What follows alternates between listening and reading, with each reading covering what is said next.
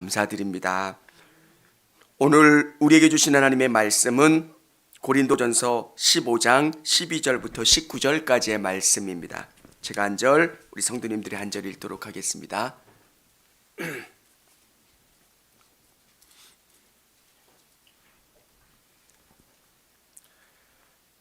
그리스도께서 죽은 자 가운데서 다시 살아나셨다 전파되었거늘 너희 중에서 어떤 사람은 어찌하여 죽은 자 가운데서 부활이 없다 하느냐? 만일 죽은 자의 부활이 없으면 그리스도도 다시 살아나지 못하셨으리라. 그리스도께서 만일 다시 살아나지 못하셨으면 우리가 전파하는 것도 헛것이요 또 너희 믿음도 헛것이며 또 우리가 하나님의 거짓 증인으로 발견되리니 우리가 하나님이 그리스도를 다시 살리셨다고 증언하였음이라. 만일 죽은 자가 다시 살아나는 일이 없으면 하나님이 그리스도를 다시 살리지 아니하셨으리라.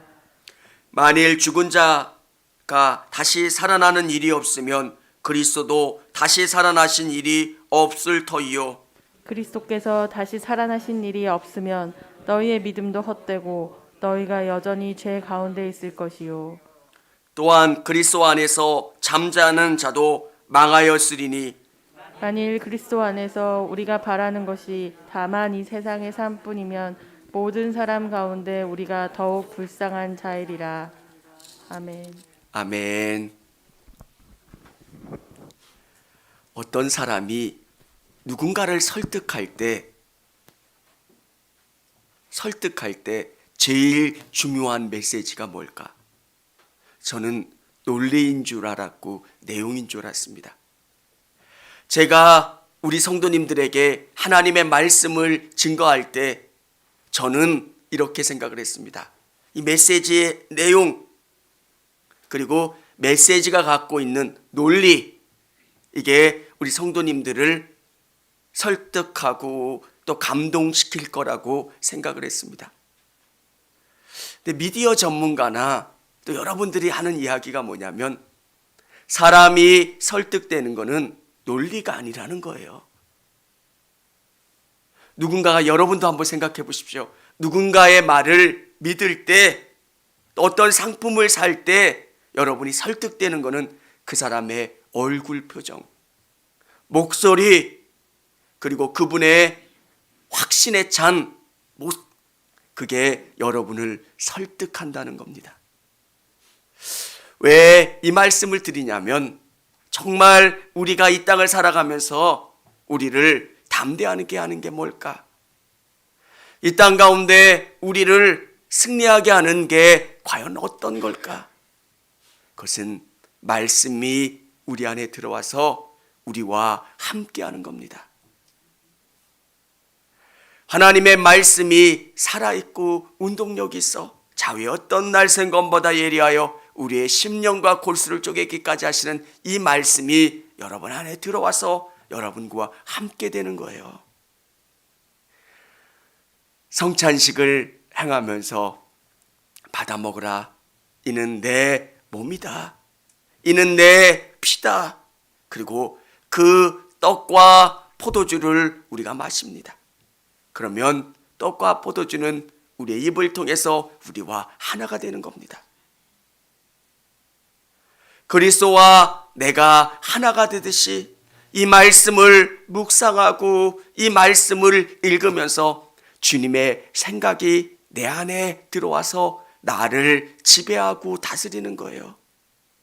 이 말씀이 내 가치관이 되고 내 삶의 중요한 기준점이 되는 것. 이게 말씀으로 살아가는 거예요. 삶의 보고서를 작성합니다. 그러면 그 말씀이 일주일 내내 내 삶을 부딪히고 그 삶을 고민하고 그리고 그 삶의 보고서가 작성되어야 되는 거예요. 정말 말씀으로 내가 믿음의 뿌리를 든든히 세웠는가? 내 삶의 기준이 뭔가? 어떤 중요한 결정을 할 때 나는 그 결정을 할 때 1번이 말씀인가? 아니면 경제적인 이익인가? 나의 명예인가? 나의 자존심인가? 여러분 많은 그리스도인들이 경제적인 이익 때문에 신앙의 문제를 포기하는 일들이 너무 많아요. 형제들 간에 어떤 다툼이 생기는 이유가 경제적인 것. 여러분, 말씀이 우리 성도님들의 삶의 기준이 될 수 있기를 원합니다. 이게 참 어려워요. 입술의 고백, 나는 주님을 사랑합니다. 주님은 나의 주님이십니다. 고백하지만 이 말씀이 내 삶 깊이 들어오는데 시간이 걸리고요. 어려움이 있습니다. 저는 우리 성도님들의 삶이 복되길 원하고요. 우리 성도님들의 삶이 하나님의 은혜 가운데 거할 수 있기를 원하는데 그게 가능한 방법은 말씀이 여러분의 삶에 충만히 머무는 거예요. 여러분의 삶을 움직이는 기준이 말씀이고요. 여러분의 가치관과 생각과 모든 방향에 말씀이 가득 채워져야 되는 거예요.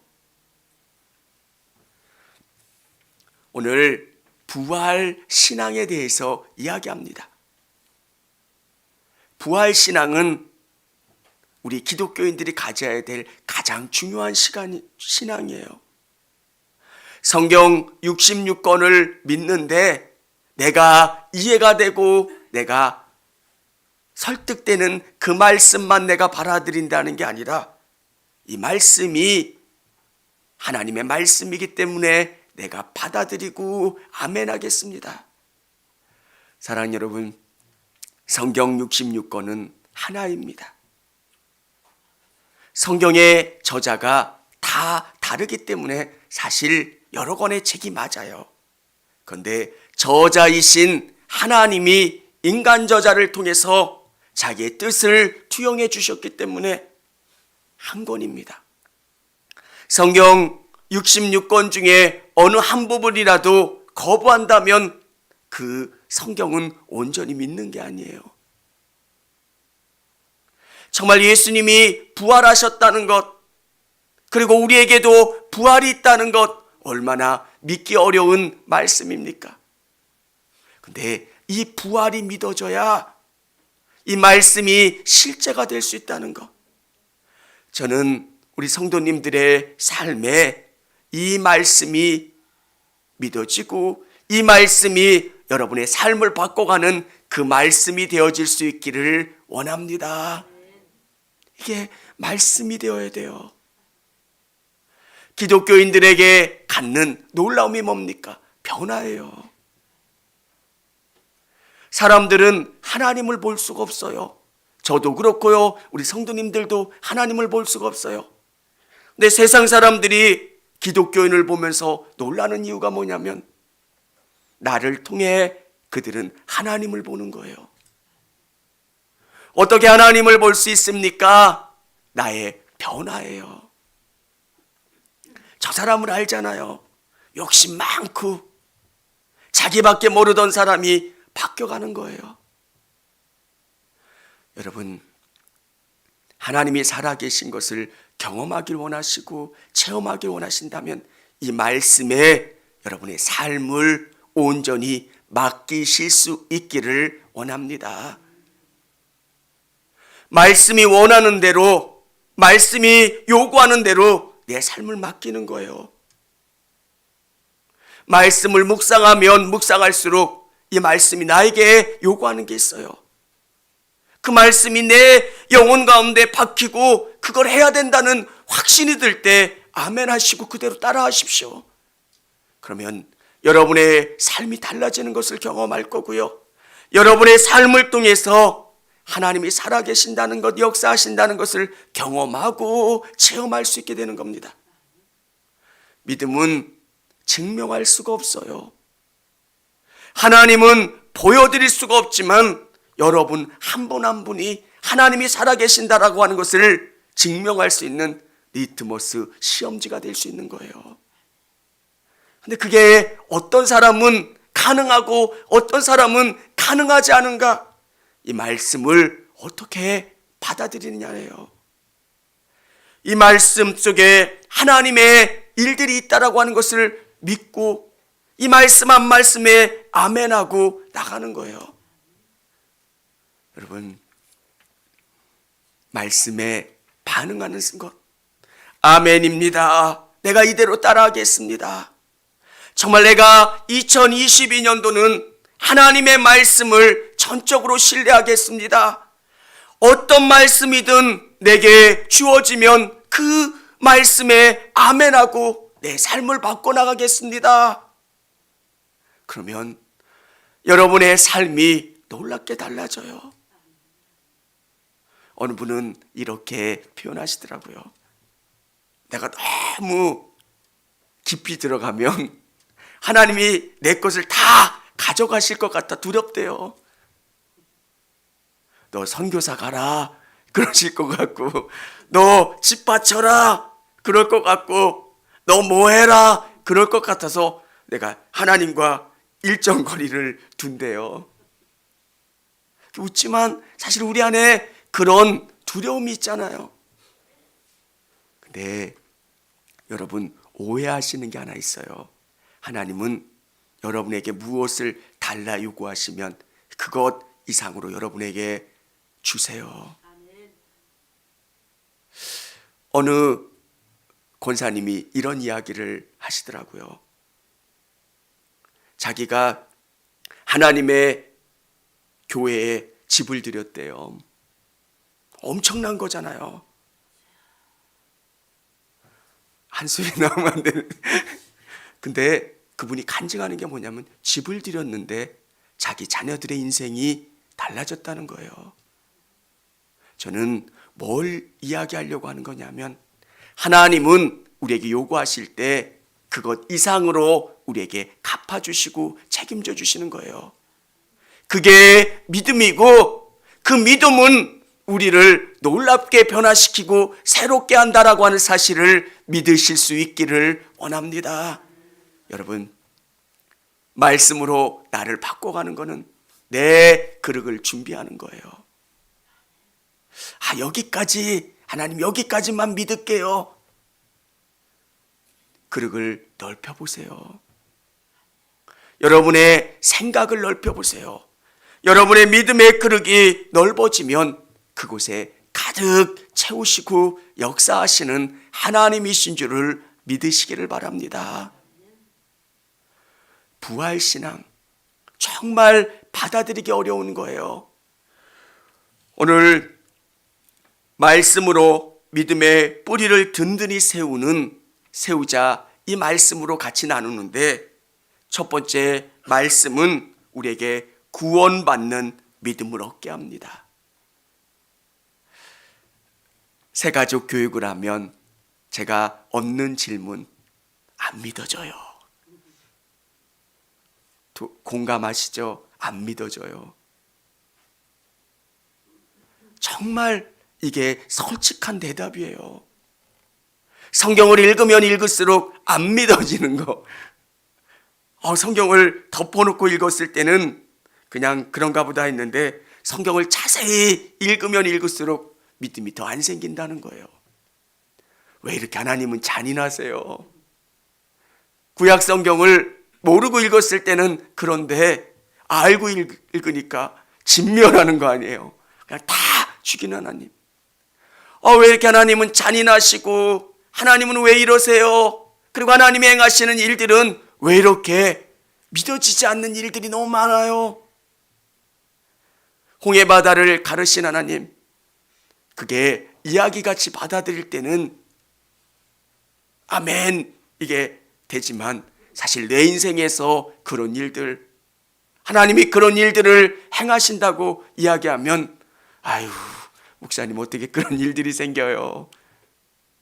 왜? 받아들이고 믿기가 너무 어려운 거예요.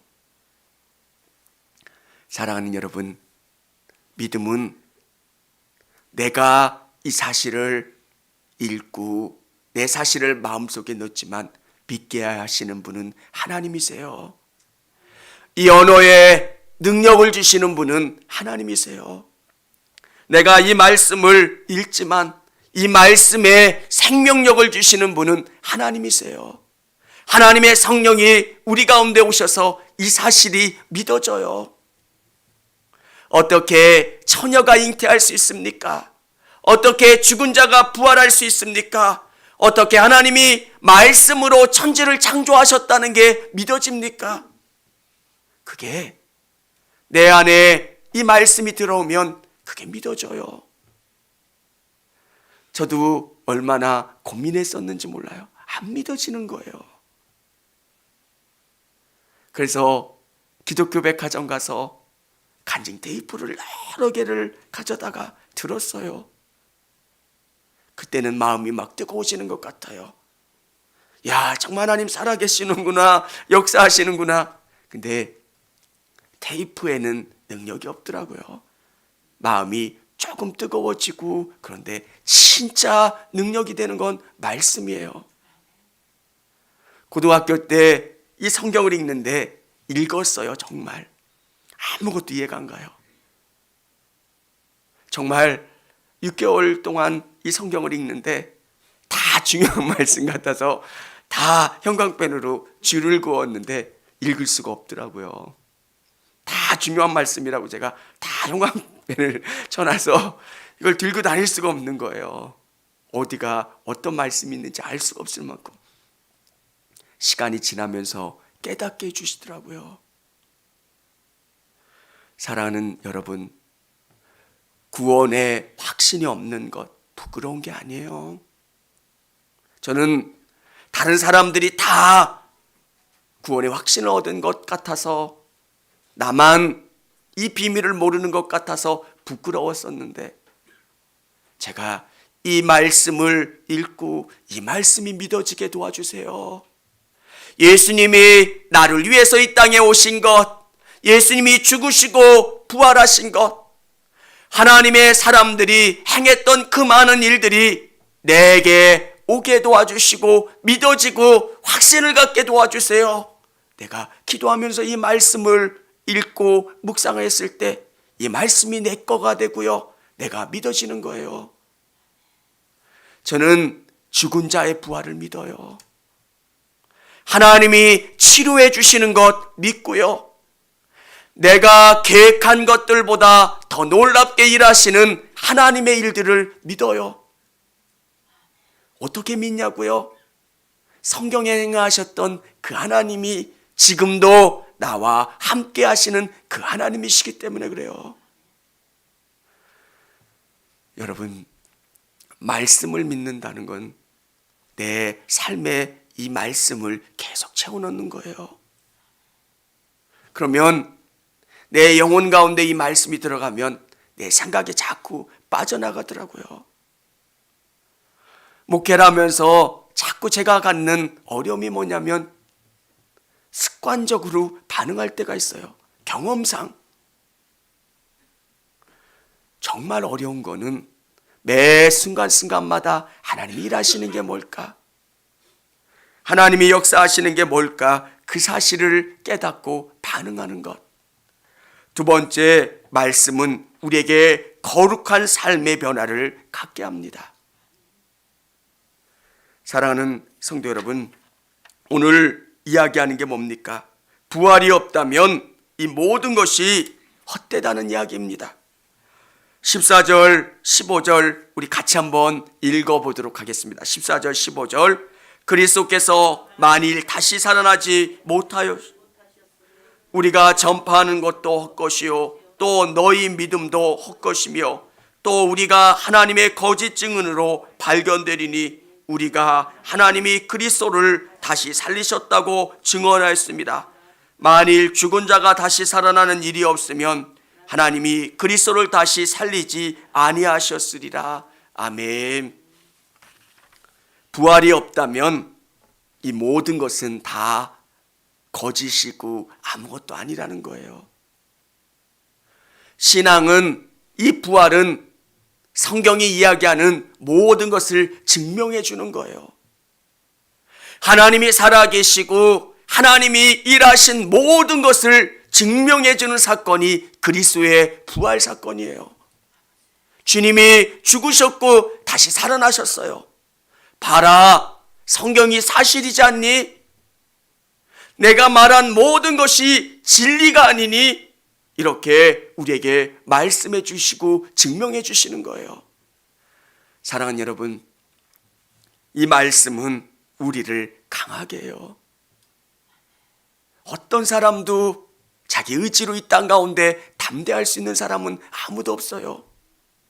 어려운 일을 경험할 때 우리는 이 말씀을 보여잡고 계속 기도하는 거예요. 주님, 말씀하지 않으셨습니까? 주님이 내게 말씀하지 않으셨습니까? 주님, 수많은 믿음의 사람들이 어려움 당할 때, 힘들 때 그 모든 것들을 하나님의 도우심으로 극복했던 것처럼 하나님 은혜 주시고 역사해 주세요. 여러분, 하나님은 살아계세요. 홍해 바다를 가르시고 이스라엘 백성들에게 만나와 메추라기 반석의 물을 공급해 주셨어요. 그 하나님께서 여러분의 영혼에 들어가셔서 여러분의 영혼을 바꿔 가세요. 빛이 있으라 하심에 빛이 있었던 하나님의 말씀이 혼돈되어 있고 엉망인 우리의 영혼을 정리하고 계세요. 빛이 있으라. 어두웠던 내 영혼에 빛이 있고요. 물과 물이 나눠지라 말씀하시면 그 말씀이 내 안에서 새로운 창조를 행하시고 새롭게 바꿔가세요. 여러분, 내가 바뀌면 세상이 바뀌어요. 우리는 자꾸 다른 사람을 바꾸려고 해요. 목회하는 목회자들이 갖는 실수가 뭐냐면 우리 권사님들이 바뀌어야 교회가 부흥한다고 생각해요. 여러분들도 마찬가지죠. 목사님이 바뀌어야 우리 교회가 바뀐다고. 네, 성경이 이야기하는 건 뭐냐면 내가 바뀌어야 된다는 거예요. 저는 제가 바뀌어야 됩니다, 하나님. 제가 주님의 은혜를 더 많이 받아야 되고 주님의 살아계심을 더 체험하는 것. 하나님이 어떤 분이신가를 내가 경험하는 거예요. 성경의 수많은 일들이 내 삶에 경험되게 하여 주시고 그 하나님을 온전히 내가 바라보며 나갈 수 있게 해주세요. 이게 말씀을 통해서 여러분의 삶에 경험되고 확증되는 것. 누군가에게 복음을 증거할 때 자꾸 우리는 언어적인 이야기를 하려고 해요. 우리 교회 와봐. 와봐도 별거 없습니다. 근데 누군가를 설득하는 제일 좋은 방법은 여러분이에요. 여러분을 경험하면서 야, 예수 믿는 사람들은 다르구나. 어떻게 저렇게 담대할 수 있고 어떻게 저렇게 기뻐할 수 있고 감사할 수 있을까? 하나님의 말씀이 우리를 바꿔놓고 새롭게 하기 때문에 그렇습니다. 여러분, 여러분의 가족을 변화시키려고 하지 마세요. 하나님이 요구하시는 것은 여러분의 가족이 아니라 여러분이에요. 우리 자녀들 자꾸 변화시키려고 하지 마시고 여러분이 변화되는 거예요. 그렇다고 잔소리 안 하는 건 아니에요. 작은 일들은 해야 되겠죠. 근데 궁극적으로 우리가 갖는 마음은 내가 변화야 세상이 바뀐다는 거예요. 우리는 자꾸 누군가가 바뀌어야 된다고 이야기해요. 사랑하는 여러분, 이 말씀은 여러분을 거룩하게 변화시키는 귀한 말씀인 줄을 믿으시기를 바랍니다. 세 번째, 말씀은 우리에게 천국을 바라보는 소망을 갖게 합니다. 예수님이 샘플이 되어주신 것 아니에요. 얘들아, 내가 죽었다가 다시 부활하심으로 영원한 하나님의 나라가 있다는 것, 우리가 죽으면 사라지는 게 아니라 영원한 저 천국 하나님의 나라가 있다는 것, 이게 얼마나 믿어지기가 어려운지 몰라요. 목회자로 장례를 진행해 보면 어떤 장례는 참 기쁜 장례가 있어요. 나의 달려갈 길을 다 마친 후에 정말 귀한 눈물이 나는 이유는 그 장로님을, 그 믿음의 형제들을 더 이상 볼 수 없다는 게 너무 아쉬운 거지. 그분을 떠내보내면서 너무 기쁘고 감사한 거예요. 왜? 저분은 이곳보다 더 좋은 곳에 계신다는 확신이 있는 거예요. 여러분, 믿으면 그 나라가 보여요. 나는 영원한 하나님의 나라의 백성이지만 이 땅에 잠시 와 사는 거예요. 사랑하는 우리 성도님들, 이 천국 소망이 우리 성도님들 안에 있어질 수 있기를 주님의 이름으로 축원합니다. 이 소망은 내가 갖고 싶다고 갖는 게 아니에요. 성령님이 주셔야 돼요. 우리에게 저 천국은 이 땅을 아름답게 살 수 있는, 그리고 담대하게 살 수 있는 능력이 돼요. 미국 영화를 보면 나는 미국 시민이다 이야기가 나오는 걸 보잖아요. 미국 시민이 어디 있든 미국 정부는 그 시민들을 전쟁이나 재난이 나면 본국으로 수송하는 대책을 마련해요. 미국 시민이니까. 하나님의 나라의 백성은 하나님이 우리 인생을 그곳까지 안전하게 이끌어가도록 보호하여 주시고 책임시켜 주세요. 천국을 바라보는 소망. 나는 하나님의 나라의 백성이야.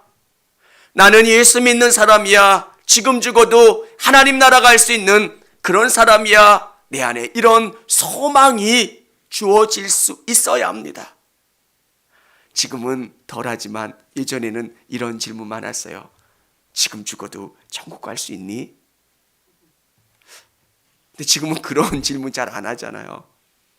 근데 여러분 앞에 한번, 저는 이런 질문을 많이 받진 않지만 저 혼자 해요. 지금 죽으면 천국 갈 수 있습니까? 목회자이기 때문에 수많은 죽음을 경험해요. 어떨 때는 라디오 트는 것처럼 이 설교가 그냥 나올 때도 있을 만큼 많이 경험해요. 많은 죽음을 경험하고 또 많은 곳에 방문하면서 야, 참 사람이 사는 게 너무 더덥다. 화려한 것 같고 아름다운 것 같지만 죽음이라는 게 모든 것에게 공평하게 주어지고 어느 시점이 되면 다 죽음이 우리에게 온다는 것. 사랑하는 성도 여러분, 세상은 죽음 가운데 울지만 우리가 소망을 갖고 기쁨을 가질 수 있는 것은 저 죽음 뒤편에 하나님이 주시는 영원한 하나님의 나라가 있다는 거예요. 저는 우리 성도님들이 다 이 소망을 소유하고 이 소망 가운데 거하실 수 있는 우리 성도님들이 다 되실 수 있기를 원합니다. 이 소망이 있으면 이 땅에서 정말 최선을 다해 살게 돼요. 이 땅을 살아가는 목적이 주님이에요. 네, 삶의 목적이 주님이고 주님을 위해 살면 주님께서 우리에게 이 소망을 더 부어주시고 더 온전히 이 땅 가운데 살아갈 수 있게 된다는 것. 2022년도는 말씀으로 믿음을 든든히 세워가는 저와 우리 성도님들이 다 되어질 수 있기를 원합니다. 말씀만이, 육신도 음식을 먹어야 건강해지는 것처럼 말씀이 주어져야 돼요. 삶의 보고서를 작성할 때 한 주 동안 이 말씀을 가지고 고민하셨으면 좋겠어요. 정말 이 말씀 가운데 내가 되뇌이고 있는가? 손은 계속 되새김질을 하잖아요. 정말 이 말씀이 내 삶을 움직이고 있는 말씀인지 계속 생각하는 거예요. 하나님, 내가 2022년도 말씀으로 살게 도와주세요. 하나님을 의지하며 살게 도와주세요. 내 삶의 기준은 하나님이기를 원합니다. 이렇게 계속 내 삶에 되새기고 되새기며 나가는 것. 우리가 계속 되새기지 않으면 세상이 얼마나 좋습니까? 자꾸 빠져들어요. 그리고 또 성경을 가까이 할 수 있는 우리에게 성경 퀴즈 대회도 있고요. 또 올해는 성경 필사도 해보려고 해요. 요한복음 각 성경 한 권마다 있고요. 신약 또 구약 3권 이렇게 나눠진 것도 있고요. 우리 성도님들에게 필사를 또 신청받아서 우리 필사할 수 있도록 하나님의 말씀을 가까이 하고 하나님의 말씀을 외우고 암송하고 정말 배우는 것들, 그래야 믿음이 견고해지고요. 견고한 말씀 위에 선 믿음만이 세상을 에서 흔들리지 않고 온전히 하나님을 바라볼 수 있다라고 하는 것. 저와 우리 성도님들이 믿음 안에서 거하실 수 있고 믿음의 능력을 경험하실 수 있기를 원합니다.